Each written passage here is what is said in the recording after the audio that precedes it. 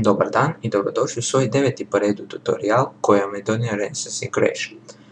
Prije nego što krenem sa samim tutorialom, želio bih napomenuti da ako niste pogledali XHTML i CSS seriju tutoriala, trebali bi to pogledati prije ove serije tutoriala.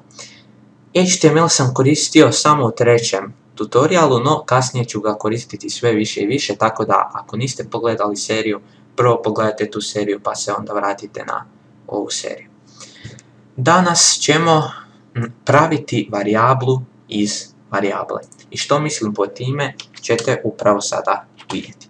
Znači da imamo recimo jednu varijablu koja se zove varijabla 1.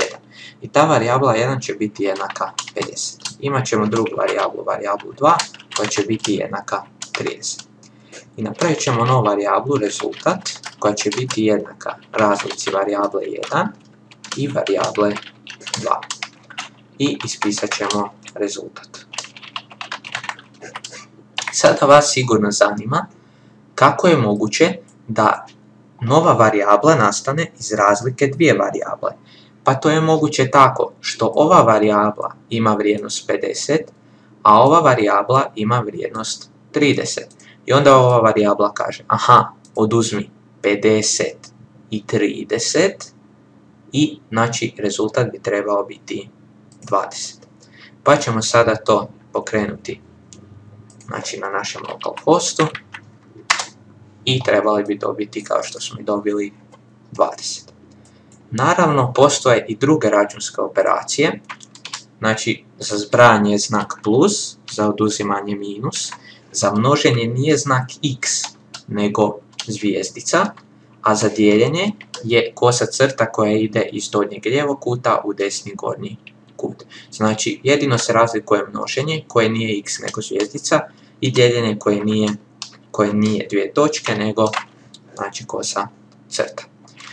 Isto to možemo napraviti i sa stringovima. Znači ovo možemo izbrisati i napisati Marko, ovo možemo izbrisati i napisati Humble, znači Marko Humble. I sada mi u rezultat možemo spojiti varijablu 1 i varijablu 2. To ćemo napraviti na sljedeći način. Znači, mi želimo ispisati Marko razmak Humble. E sada, mi ovo ovako ne možemo ispisati. Između njih ćemo staviti točke.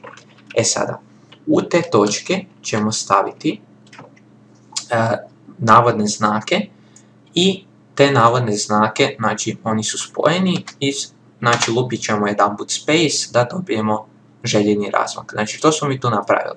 Mi smo u rezultatu rekli, ok, spoji ovaj string i ovaj string, to jest spoji ovu varijablu koja ima vrijednost Marko i ovu varijablu koja ima vrijednost Humble. Ali što moraš napraviti između njih? Između njih moraš napraviti znači novi string koji se sastoji od jednog razmaka.